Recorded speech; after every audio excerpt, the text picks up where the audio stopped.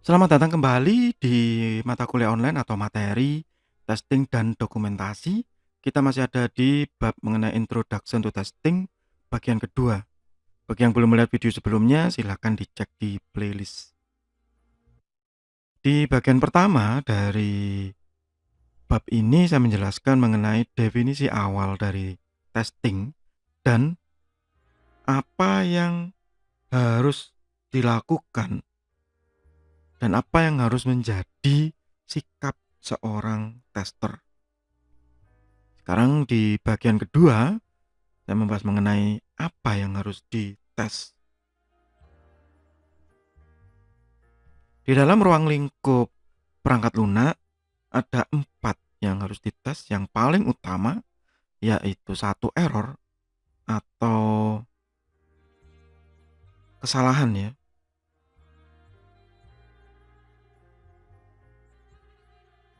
Kemudian yang kedua adalah fault. Yang ini kalau diterjemahkan bahasa Indonesia mirip-mirip juga, kesalahan juga. Makanya saya tidak menerjemahkan dalam bahasa Indonesia. Kemudian failure atau kegagalan. Dan insiden. Ini yang biasanya dianggap ya paling parah gitu ya. Jadi sudah sampai mentok gitu. Nah, kita lihat satu per satu. Yang pertama adalah error. When people make mistakes while coding, we call these mistakes bug. Error tends to propagate. A requirement error may be magnified during design and amplified still more during coding. Ya, bagi Anda yang disinformasi, biasanya kalau programmer yang main tabrak gitu ya, tanpa melakukan analisis, tanpa menggunakan desain yang baik, desain sistem yang baik ya, itu kemudian kalau ketemu error, wah langsung panik. Padahal belum tentu error itu terjadi pada saat coding, tetapi mungkin terjadi pada saat desain, mungkin terjadi pada saat analisis. Analisis kebutuhannya sudah salah, ya otomatis meskipun pemrogramannya betul tetap dianggap salah. Jadi a requirement error may be magnified during design. Seharusnya kelihatan pada saat desain, pada saat analisis. Nah nanti kalau itu nggak kelihatan, amplified, ya, error itu akan diperbesar lagi skupnya pada saat pemrograman. Sehingga pada saat pemrograman lebih banyak ketemunya. Kemudian panik. Ini kok error di sini, error di sana. Nah, begitu. Yang kedua adalah fault. A fault is the result of an error. It is more precise to say that a fault is the representation of an error. Jadi fault ini hasilnya error. Jadi kalau misalnya error tadi, lah ini Pak, ya kalau di bagian sebelumnya saya bilang sudah dijual, sudah bisa cetak nota, sudah. Kemudian jual lagi, loh stoknya nol. Kok masih bisa melakukan penjualan?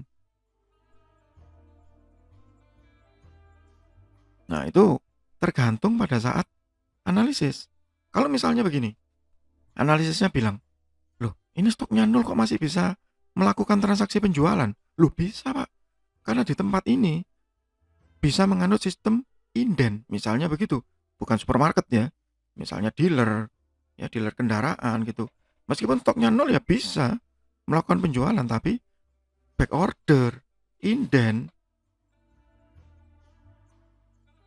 Tapi kalau yang testing tadi tidak paham tentang analisis kebutuhan, maka akan langsung berteriak error. Padahal bukan. Memang analisis kebutuhannya seperti itu. Makanya di awal saya bilang bahwa kebutuhan itu yang paling penting. Tapi beda ceritanya jika itu ada di supermarket. Anda melakukan testing untuk sistem informasi penjualan di supermarket, point of sales ya, yang ada di kasir-kasir itu. Kemudian, duh, stoknya nol. Kok masih bisa melakukan penjualan? Nah, itu error. Kemudian karena stoknya nol, memaksa melakukan penjualan, pada saat save akan cetak nota, aplikasinya hang. Nah, itu fault. Hasilnya. Karena error akhirnya hang, hilang. Faults can be abstract. Ya seringkali orang bilang, "Loh kok tiba-tiba hang?" Itu tadi penyebabnya. Ya, kalau orang awam mungkin bilang, "Oh saya nggak tahu Pak, tiba-tiba error, tiba-tiba restart." Nah itu abstrak. Kok tiba-tiba blue screen? Kemudian dibuat guyonan, "Loh, tunggu dulu kenapa?" gitu. Ada apa di situ? A fault of commission occur when we enter something into representation that is incorrect. Nah, itu tadi. Mengisi data customer. Loh, Pak, aplikasinya error. Loh, kenapa? Nggak tahu. Nah, misalnya. Padahal ternyata setelah dilacak, lah iya dia ngisi data customer misalnya. Nama customernya kosong. Tapi dia ketekan tombol spasi. Spasi begitu. Spasi itu kan karakter. Nah, programmernya salah tetap. Tetapi abstrak. Kenapa? Karena operatornya juga tidak paham. Kenapa kok error? Programmernya juga tidak paham. Kenapa kok error gitu? Saling mencari kambing hitam. Akhirnya ya nggak ketemu-ketemu. Begitu. Yang ketiga adalah failure atau kegagalan. Failure occur when a fault execute. Ini lanjutannya tadi. Jadi kalau sudah fault diteruskan gagal. Itu tadi tiba-tiba restart, tiba-tiba blue screen. Nah, itu. Faults can never happen to execute. Ya. Jadi bisa jadi. Nah, bisa jadi failure ini dieksekusi hanya pada saat-saat tertentu. Kalau dulu ada namanya virus komputer Michelangelo ya. Michelangelo ini hanya mengeksekusi dirinya sendiri jika tanggal 6. Ya, dulu kalau kepingin menghilangkan virus ini secara manual begitu, itu sederhana. Begitu mau tanggal 6 dimundurkan dulu tanggalnya, dieksekusi dulu atau dibersihkan dulu baru di restart lagi, dibetulkan lagi. Ya. Yang terakhir adalah insiden. When a failure occurs, it may or may not be readily apparent to the user or customer or tester. Ya kayak tadi itu blue screen itu sudah insidennya blue screennya itu. Dan nggak ada yang siap. Loh, kok tiba-tiba blue screen? Hilang dong. Loh, kok tiba-tiba restart aplikasinya? Hilang tadi yang saya ngentri. Nah, itu. Nggak ada yang siap.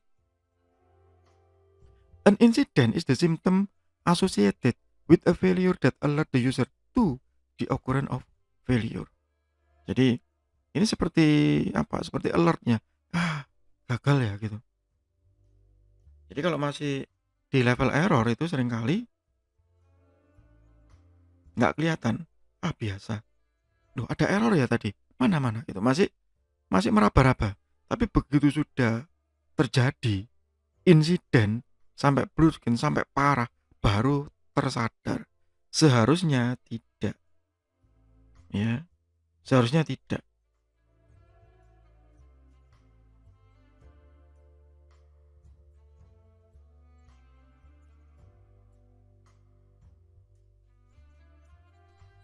Ya, sehingga kita harus punya prinsip bahwa tidak mungkin ada perangkat lunak yang sempurna. Karena perangkat lunak atau software itu barang. Nggak mungkin ada yang sempurna.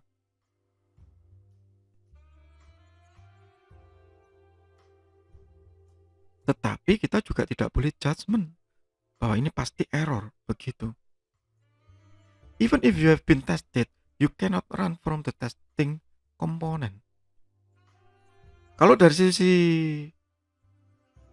pengembang perangkat lunak, dari sudut pandang programmer, meskipun sudah selesai dites, meskipun sudah menghasilkan dokumentasi bahwa ini sudah siap untuk diluncurkan ke customer, sudah siap untuk launching ke customer, tetap tidak bisa lari dari testing komponen. Ya, tetap harus ada yang diperbaiki. Itu yang pertama. Hanya sekarang seberapa penting level perbaikannya. Kalau memang tidak penting biasanya diabaikan terlebih dulu. Tapi kalau itu penting, itu fatal, nah itu yang harus diperbaiki.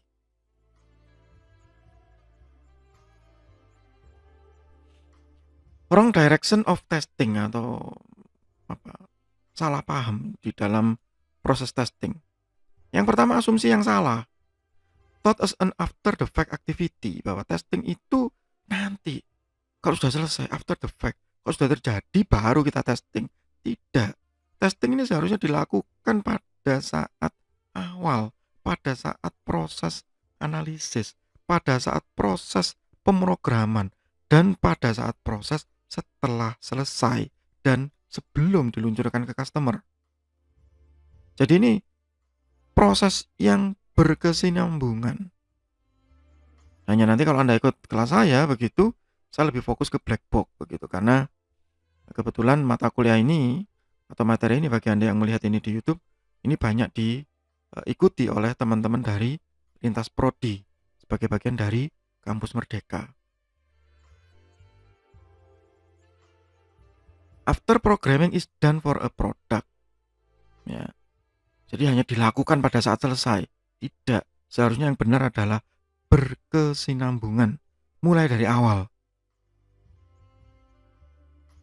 Should be isolated as an inspection activity. Ya, testing ini tidak seperti kalau yang di teman-teman teknik industri ada namanya quality control. Tidak. Ya, jadi ini bukan inspeksi, ini testing sejak awal. Bahkan pada saat belum ada program, pada saat hanya analisis, pada saat hanya berupa diagram, ini sudah harus dilakukan testing. Itu yang paling penting.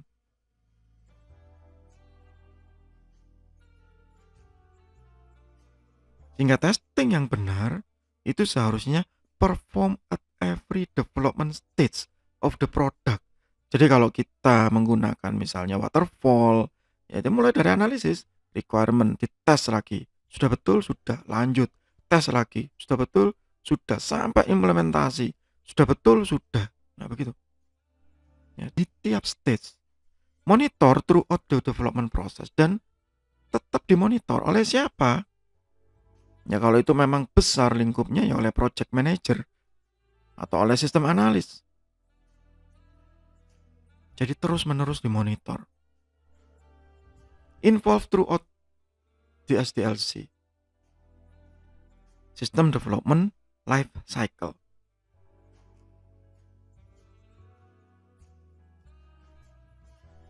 Kapan testing ini berhenti?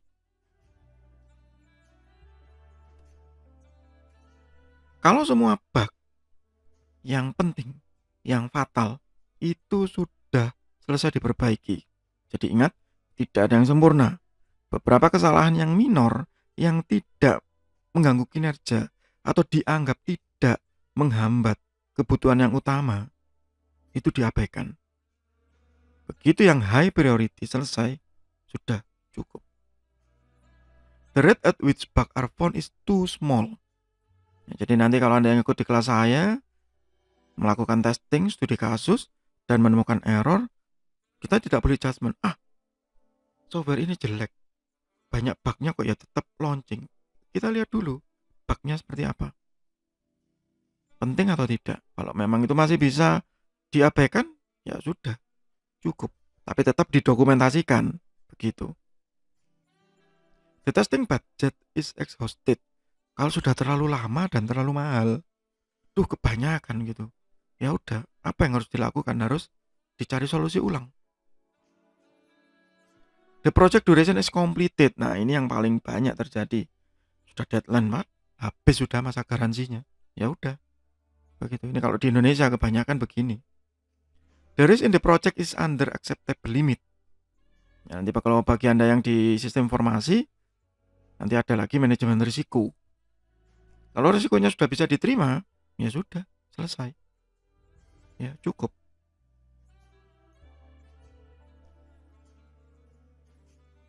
Decision of stopping testing is based on the level of risk acceptable to the management. Kalau pihak manajemen sudah bilang, Pak ini ngantri nama Pak, masih bisa pakai spasi, maka pihak manajemen akan balik tanya biasanya. Kalau gitu operatornya diwajibkan cek ulang. Oke Pak, resiko sudah bisa diterima, ya sudah, selesai. Testing is never ending process. We can never assume that 100% testing has been done.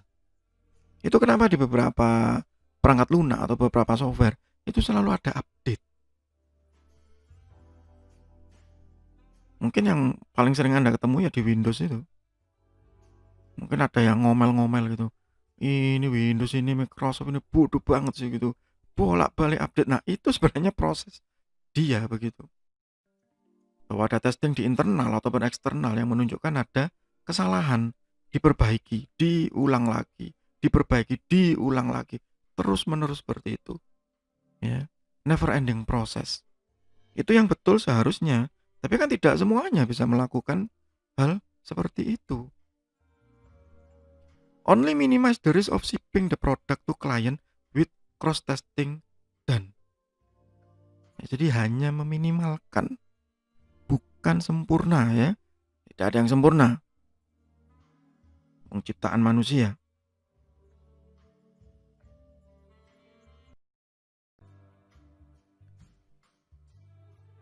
Demikian untuk bab mengenai introduction to testing, masih di materi atau mata kuliah online, testing dan dokumentasi. Semoga bermanfaat. Tetap sehat, tetap semangat. Terima kasih.